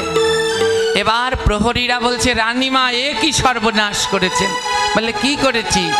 দুটো হীরের আংটি বানিয়েছে। কি বানিয়েছে?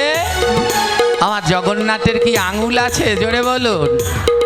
বললে এ কি সর্বনাশ, এই হীরের আংটি বানিয়েছেন, এবার কি করি?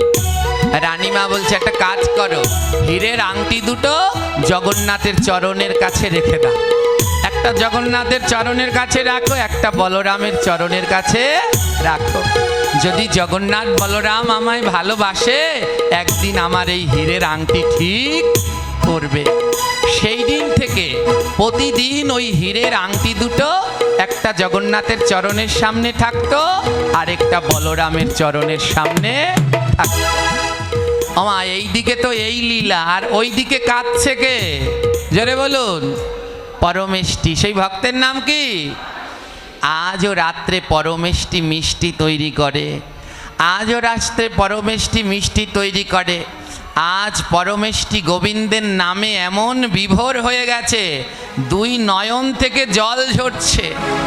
আর সেই আমার ছানা যখন সন্দেশ তৈরি করতে হয়, হ্যাঁ, পিঠাই সন্দেশ যখন তৈরি করতে হয়, হাতে একটু জল নিয়ে তারপরে মারতে হয়। আজ সেই পরমেষ্টি সন্দেশ তৈরি করছে, তো পাশে জলের বাটি নিয়েছে, মাঝে মাঝে জল দিয়ে ওই ছানা, গরম ছানা উঠিয়ে মারবে, কিন্তু আজ আর জল নিচ্ছে না, ওই দুই নয়নের জলেই ভগবানের জন্যে মিষ্টি তৈরি করছে। দুই নয়নের জল দিয়ে পরমেষ্টি ভগবানের জন্য মিষ্টি তৈরি করছে। আজ সন্দেশ তৈরি করছে। কি তৈরি করছে? জগতের যত মিষ্টান্ন দ্রব্য আছে, জগন্নাথের প্রিয় হলো সন্দেশ। হ্যাঁ, তো আর রসগোল্লা, তাই মানভঞ্জনে রসগোল্লা দেয়া হয়। তো পরমেষ্টির সন্দেশ, এবার ওই নয়নের জল দিয়ে সেই সন্দেশ তৈরি করছে। ভুলেই গেছে যে নয়নের জল লাগলে অপবিত্র হয়ে যাবে, কিন্তু নয়নের জল দিয়ে সন্দেশ তৈরি করেছে। গভীর রাত্র, সমস্ত পুরীর মানুষ ঘুমিয়ে পড়েছে, তখন কৃষ্ণ বলরামকে ডাকছে, আয়ে রে দাদা বলরাম, আইরে দাদা বলরাম, আহা আয়ে রে দাদা বলরাম, আইরে দাদা বলরাম, চল চল যাবো ভক্তের ধাম, চল চল যাব ভক্ত করে আমার নাম, আয়ে রে দাদা বলরাম, আইরে দাদা বলরাম, আহা আয়ে রে দাদা বলরাম। আইরে দাদা বলরাম। এই আলোচনাটা অনেক বড়, কিন্তু রাত্র হয়ে গেছে। আবার আমার লক্ষ্মী মা বলেছে আজ এই আলোচনা করতে, একটুও যেন না কাটি। বলে যদি একটু পাটের মধ্যে আজকে কাইটা ছিঁড়ে বলো, রাত্রে খাবার দেবে না। তা কি করি, কীর্তন করতে গেলে তো অনেক সময় লাগবে। আজ বলরাম দাদাকে উঠালেন, চল দাদা। বলরাম বলে এত রাত্রে ডাকলি কেন কানাই? বলে আমার এক ভক্ত ভালো মিষ্টি বানায়, চল আমরা দুই ভাই মিলে মিষ্টি খাই। সুভদ্রাও উঠে পড়েছে, আর সুভদ্রা বলছে, ও দাদা আমাকে কি নিবি না, আমাকে কি নিবি না, আমাকে কি নিবি না, আমাকে কি নিবি না, আমি বুঝি কিছু হই না, আমাকে কি নিবি না। আমি কি কিছু হই না, আমাকে কি নিবি না। ও, তোমরা দুজনে মিষ্টি খেতে যাবে আর আমাকে নেবে না, আমি কি তোমাদের কিছু হই না? বলরাম বলছে, শোন বোন, আমরা তিনজনই যদি মন্দির দিয়ে চলে যাই তাহলে মন্দির দেখবে কে? তুই মন্দিরে থাক, আমরা মিষ্টি খেয়ে তোর জন্য প্যাকেটে করে নিয়ে আসবো, তুই মন্দিরে থাক। সুভদ্রা বলে, ও দাদা তাহলে একটা কাজ কর, ওই গুন্ডিচা মা তো আংটি বানিয়ে দিয়েছে, তোরা তো সব সময় এমন থাকিস, এমন তো আর হস না। আমার জগন্নাথ এক কালো বালকের রূপ ধারণ করেছে, আর বলরাম এক ধবল বালকের রূপ ধারণ করেছে। তাই সুভদ্রা বলছে, দাদা তোরা এই আংটি দুটো পরে যা।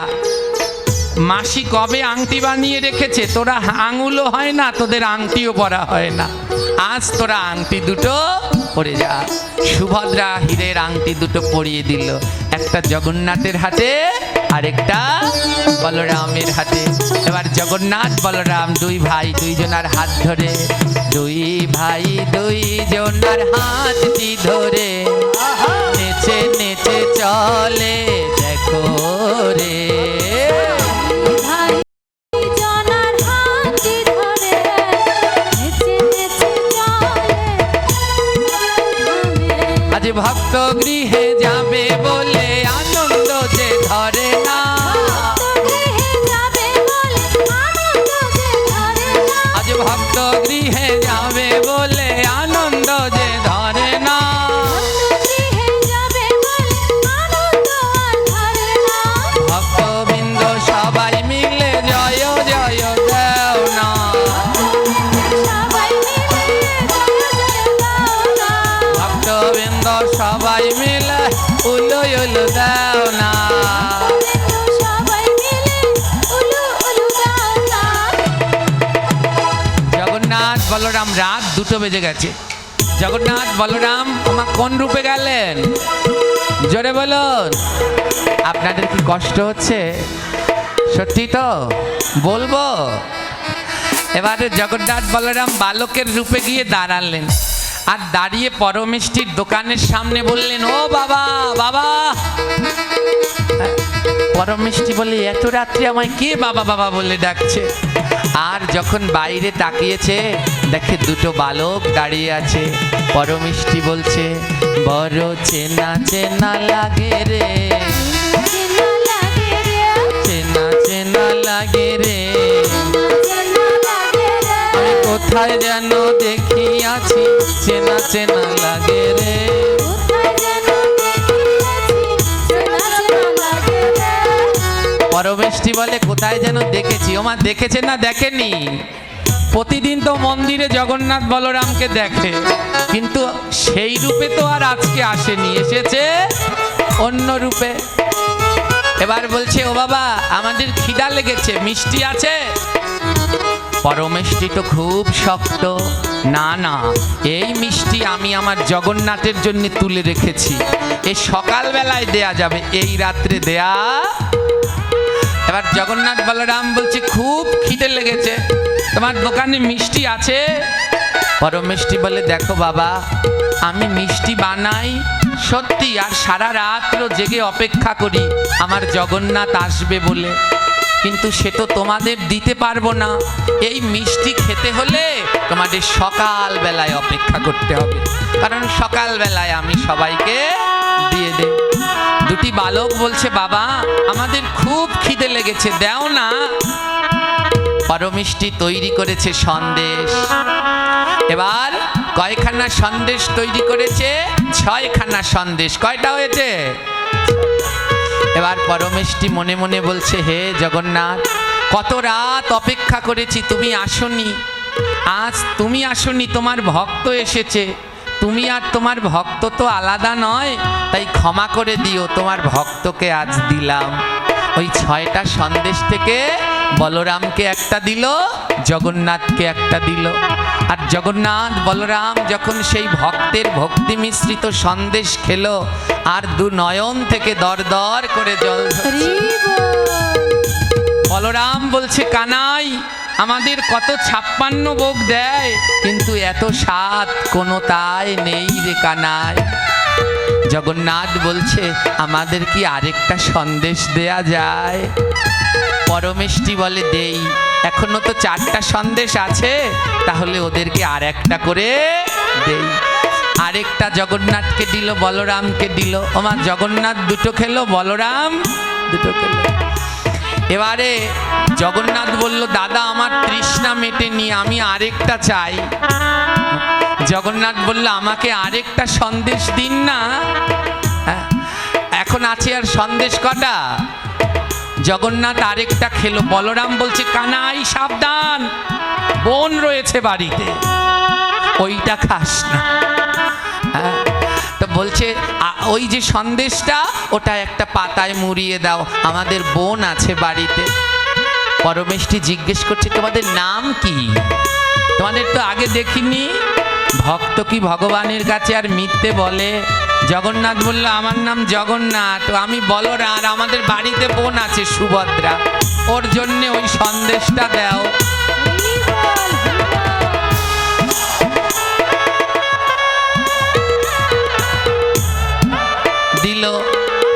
জগন্নাথ বলে বলো তোমার এই 6খানা সন্দেশের দাম কত? পরমেষ্টি বলে লাগবে না। কত মানুষ প্রতিদিন খেয়ে যায়, এইতেই টাকা দেয় না। আর তোমরা তো স্বয়ং জগন্নাথের মতো দেখতে, তোমাদের কাছ থেকে কি আমি টাকা নেব? তোমরা চলে যাও, লাগবে না। জগন্নাথ বলে না, আমি বিনা পয়সায় কারো কাছে ঋণী থাকি না। জগন্নাথ বলছে শোনো, আমি দেনা তো থাকি না, দেনা তো থাকি না, কোনো ভক্তের কাছে আমি দেনা তো থাকি না। কোনো ভক্তের কাছে আমি দেনা তো থাকি না। আমি 16 আনা দেই, আবার 16 আনা নেই। ওই 16 আনা দেই, আবার 16 আনা নেই। আমার 16 আনা দেছে না দেয়নি? জোরে বলুন। যেদিনকে এসেছিলাম আমাদের 16 আনা দেয়নি, আবার যেদিনকে যাব 16 আনা নেবে না, নেবে না? জোরে বলুন। কে দিতে পারবে? বলে তারাই পারবে রে, তারাই পারবে রে, তারাই পারবে রে, তারাই পারবে রে। যারা 16 মালা জপ করে তারা পারবে রে। মালা জপ করে তারাই পারবে রে। এইখানে 16টা গুটি সাক্ষী মালায়, এমনি এমনি 16টা গুটি। প্রতিদিন ভক্তদের 16 মালা জপ করতে হয়। যেই ভক্ত প্রতিদিন 16 মালা জপ করবে, সে বৈতরণীর ঘাটে 16 আনা জমা দিতে পারবে। এত বলছে জগন্নাথ। বলরাম বলছে না না, আমরা ফাও খাই না, তোমার দাম রাখো। হ্যাঁ, তখন জগন্নাথ কি করলো? হাতের হীরের আংটিটা খুলে দিল, আর বলরামও তার হাতের হীরের আংটিটা খুলে দিল। এই নাও, এই এই আংটি দুটো রেখে দাও। পরমেষ্টি বলছে আমাকে বলদ পেয়েছো? হ্যাঁ, আমার সন্দেশের দাম 1 পয়সা আর 2টা হীরের আংটি দিয়ে দিয়েছো। জগন্নাথ বলল শোনো, তোমার কাছে যদি আবার কেউ নিতে কোনো মিষ্টি কিনতে আসে, আর তোমাকে যদি আবার একটা দামি জিনিস দেয়, তুমি আবার এই দুটো তাদেরকে ফিরিয়ে দেবে। মন দিয়ে শুনবেন কি বলল। যদি কেউ তোমার কাছে মিষ্টি কিনতে আসে আর টাকা না দিয়ে তোমাকে যদি দামি জিনিস দেয়, তাকে আবার তুমি আংটি দুটো ফিরিয়ে দেবে। বলে বেশ। আংটি দুটো নিয়ে ওই তক্তার উপরে রেখে দিয়েছে। ওর কাছে, পরমেষ্টির কাছে ও হীরের আংটি আসেও না, যায়ও না। পরের দিন সকালে জগন্নাথ মন্দির খোলা হলো। ভগবানের চরণের কাছে গিয়ে দেখে দামি হীরের আংটি নেই। সারা মন্দিরে গন্ডগোল শুরু হয়েছে। আংটি চুরি হয়েছে, আংটি চুরি হয়েছে। ওমা, মন্দিরে তো তালা দেয়া, সব তালা দেয়া, ঘরে তালা দেয়া, মন্দিরে তালা দেয়া, সিন্ধুকে তালা দেয়া। এবার তার ভিতর দিয়ে যদি কেউ চুরি করে নিয়ে যায়, বাইরের মানুষ কেউ চুরি করতে পারে? তালার রহস্য তো তারাই জানে যারা তালার কাছে থাকে। হ্যাঁ, অন্য কেউ তো জানে না। এবার যুদ্ধ শুরু হয়ে গেল। হ্যাঁ, এই পান্ডা বলছে তুই নিয়েছিস, ওই পান্ডা বলছে তুই নিয়েছিস। আর রানী গুন্ডিচা কষ্ট পেয়েছে। তার মানে আমার জগন্নাথ এখানে থাকে না। আমার জগন্নাথ যদি থাকতো তাহলে কি আংটি চুরি হতো? আমার জগন্নাথ আছে না নেই? আংটি কি আসলে চুরি হয়েছে না হয়নি? হ্যাঁ। এবার কি হলো জানেন? রানীমা মনের দুঃখে দড়ি আর কলস নিয়ে যাচ্ছে আত্মহত্যা করতে। আমার 18 সন্তানকে বলি দিলাম তুমি থাকবে, আর সেই তুমি চলে গেলে। দড়ি কলস নিয়ে রানীমা রওনা দিলেন। বলরাম বলছে কানাই তাড়াতাড়ি মাসিকে থামা, ওই দেখ দড়ি কলস নিয়ে যাচ্ছে। আর কানাই ছোট্ট এক কালো বালকের রূপ ধরে জগন্নাথের মাসি গুন্ডিচার কাছে গিয়ে ডাকছে, ও মাসি, মাসি দাঁড়াও দাঁড়াও, কোথায় যাচ্ছ? গুন্ডিচা বলছে দেখো না দড়ি কলস নিয়ে কোথায় যায়? আমি মরতে যাচ্ছি। তোমার দুঃখ কি? তুমি মরবে? আরে আমার মন্দির থেকে আংটি চুরি হয়েছে। জগন্নাথ থাকতে কেমন করে আংটি চুরি হয়? হ্যাঁ, ওই ছোট্ট বালকটাকে জোরে বলুন জগন্নাথ। এবার ছোট্ট বালকটা বলছে, শোনো মাসি, যে এই তোমার আংটিটা যে চুরি করেছে আমি তাকে চিনি, যে আংটিটা নিয়েছে আমি তাকে চিনি। মাসি দড়ি কলসি ফেলে দিয়ে বলছে, তাড়াতাড়ি বলো কে সে। ছোট্ট বালক বলে, ইস, আমি ছোট থেকে আমায় বলদ পেয়েছ? তোমার অত দামের আংটি কে নিয়েছে আমি চিনি, কিন্তু তার বিনিময়ে আমার কিছু চাই। জগন্নাথে গুন্ডিচা দেবী বলে, বল তোর কি চাই, তুই যা চাবি তাই দেব, তাড়াতাড়ি বল। তখন জগন্নাথ বলছে, শোনো, পরমেষ্টির দোকান থেকে সন্দেশ আনো।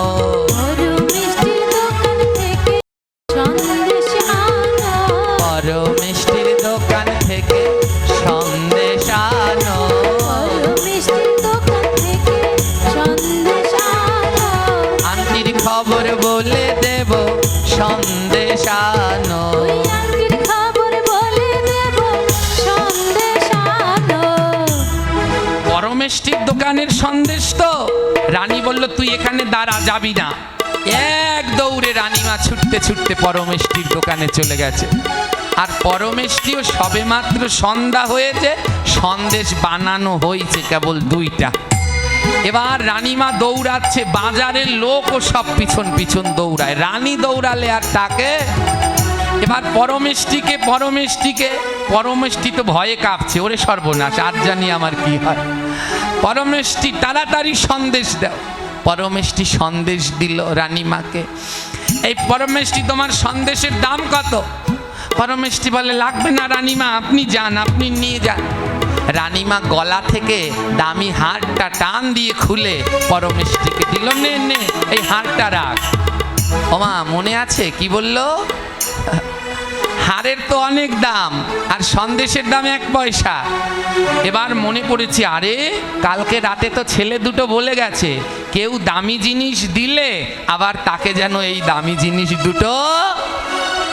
হ্যাঁ, রানীমা তো সন্দেশ নিয়ে দৌড়। পরমেষ্টি বলে, দাঁড়াও দাঁড়াও রানীমা, তোমার গয়নার বাকি অংশ ফেরত নিয়ে যাও।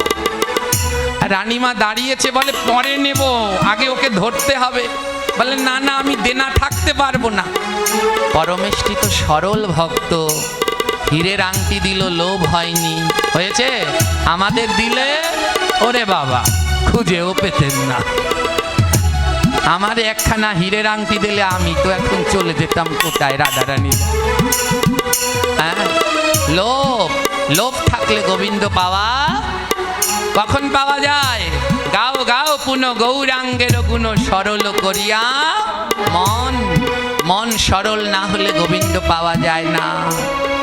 পরমেষ্টি বলল, রানীমা, আপনার বাকি অর্থ ফেরত নিন। বলে, দে, তোর জ্বালায় তো আর বাঁচি না, দে দে। হাত পেতেছে আর হীরের আংটি দুটো দিয়েছে। আর হীরের আংটি দেখে তো রানীমা তাজ্জব হয়ে গেল। আরে পরমেষ্টি, তুমি এই হীরের আংটি কোথায় পেলে? আরে রানীমা, কালকে 2টো বালক এসেছিল, একটা কালো আর একটা সুন্দর। একটার নাম জগন্নাথ আর একটার নাম বলরাম। একেবারে জগন্নাথ বলরামের মতোই দেখতে। রাত্রবেলা মিষ্টি খেয়ে আমাকে আংটি দিয়ে গেছে। রানীমা পরমেষ্টির চরণ দুটো জড়িয়ে ধরেছে। ওরে পরমেষ্টি, কাল তোর দোকানে যারা এসেছিল তারা আর অন্য কেউ নয়, তারা জগতের নাথ জগন্নাথ আর বলরাম তোর দোকানে কালে মিষ্টি খেতে এসেছিল।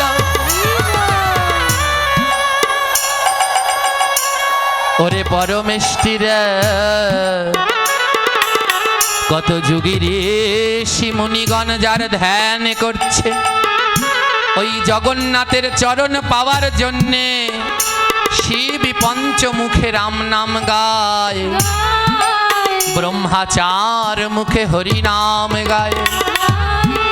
কত দেবতাগণ যুগ যুগ ধরে ধ্যান তপস্যা করে যায়, তারপরেও তারা জগন্নাথের চরণ নাহি পায়।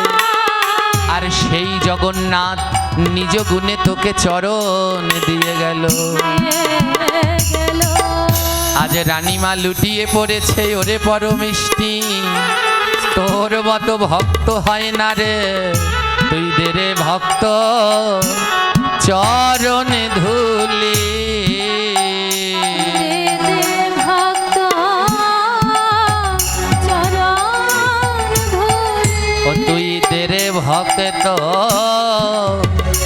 চরণ ধুলি দে দে ভক্ত চরণ ধুলি বলে এমন ভক্ত আর মেলে না দেরে ভক্ত চরণ ধুলি এমন ভক্ত আর মেলে না দে দে ভক্ত চরণ ধুলি কেউ কথা বলবেন না, শেষটা কিন্তু এখনো হয়নি, শেষ পর্যন্ত শুনুন। রানীমা বলছে, ওরে পরমেষ্টি তাড়াতাড়ি চল, সেই কালো বালকটাকে আমি সমুদ্রের পারে দাঁড়